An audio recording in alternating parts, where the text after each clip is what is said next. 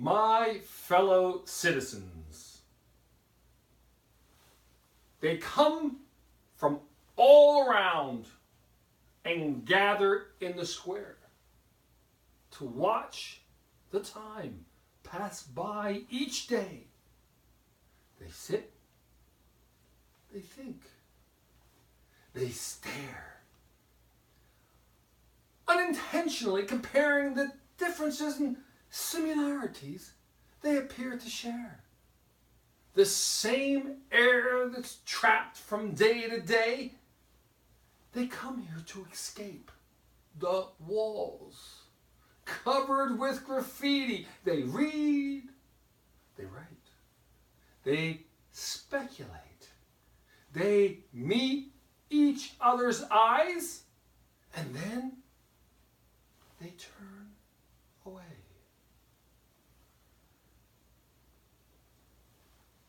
Dear Mr. Prez, please don't let our legacy be one of turning away. We have more than our fair share of problems to tackle. But quite frankly, right now, we just need an inner city first down. Perhaps we can gain some momentum as we head deeper into the century. In any great organization, it all starts at the top. Without clear delineation, minimal impact trickles down, leading to an open field where blocking and tackling are left to chance. Dear Mr. Prez, please pardon my analogies and excuse my metaphors, but marching down the field 100 yards a pop, returning to the bench inches short with a field goal is not the production expected of one we brand a champion.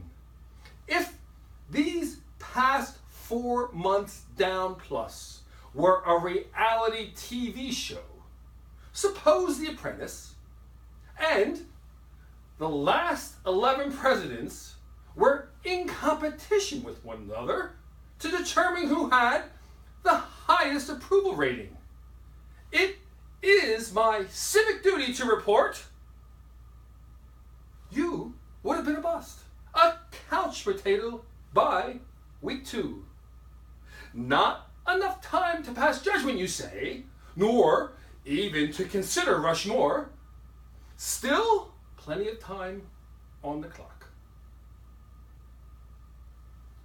Artificial realities aside, the red flag thrown and discussed. Sorry, Mr. Chief Executive, your replay challenge denied. 2 timeouts remain in your possession. Let's huddle our tired masses together and figure out a sequence of plays to run that land us in the end zone on our very next obsession.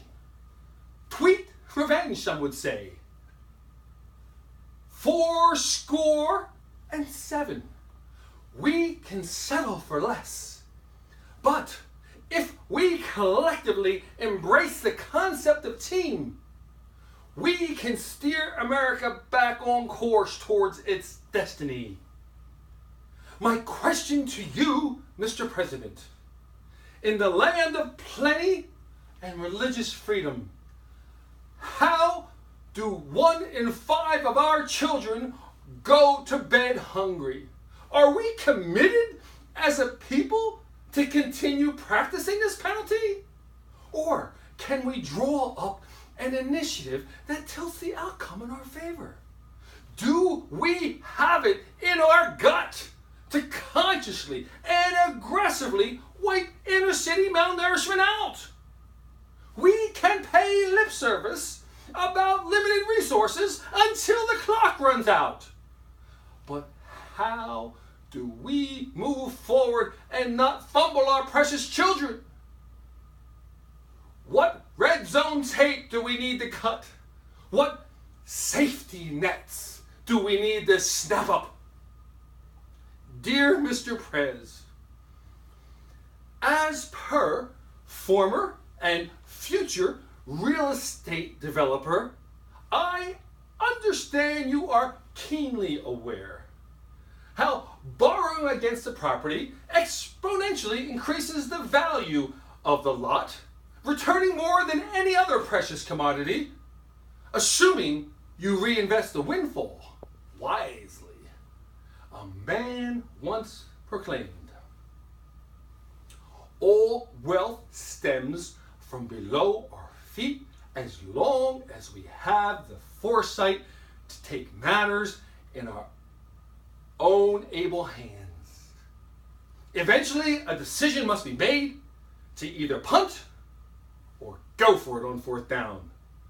There is no in-between. With the founding principles in mind, let's borrow the vacant land in every inner city. Let's tear down or repair the crumbling walls and make use of the resources at our disposal, creating endless cottage industries and opportunity for those left behind, producing food and restoring self-worth. This grassroots food production effort has been in operation for over 100 years. We just need the initiative and the execution to take it to another level. Decree by executive order, if you truly believe in your heart that every child deserves a chance to reach his or her potential, in reality, blossom into a star. Whatever we can conceive and believe, I promise we can achieve, Mr. Prez. Like we did back in the 40s, we can come together and abolish a common enemy if we truly believe and decide it's worth our national energy. Dear Mr. Prez, we can make America great again. From the ground up we can. We can restore our pride and self-worth. We can realign our priorities and the vision we export to the world. We have the power to plant the seeds for our future. Each one of us can participate as the 12th man. Let's kick off this collective effort right here in the city of brotherly love, where this great experiment took root and sprouted up. We, the people, together we can. We can fulfill America's promise for all as regenerated by your predecessors 100 ago. And you, Mr. Prez, can cement your legacy as the people's president of the forgotten man. A penny for your thoughts, dear Mr. Prez. Defying all odds and defacing all naysayers, you have risen to the highest office in the land. Just like the great athlete who rises above the obstacles of rampant inner city undernourishment, earning the right and the privilege to play a child's game in front of millions.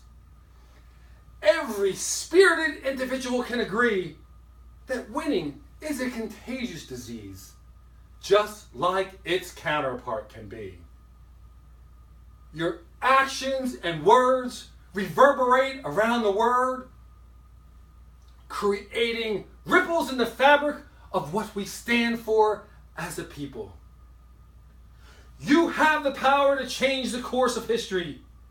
Your bust could be chiseled into our collective memory. The president who championed the forgotten common man. The president who rejuvenated and rebuilt the infrastructure in our inner cities. The president who restored hope and planted the seeds for our future. You have it in your hands, dear Mr. Prez. If we can just focus on the unused vacant land in every inner city, we can build the winning edge and make this land great again. We can do it, Mr. Prez. Together we can. We will make America great again. Put me in, Mr. Prez. Call the Statue of Liberty fake option Hail Mary play. Amen.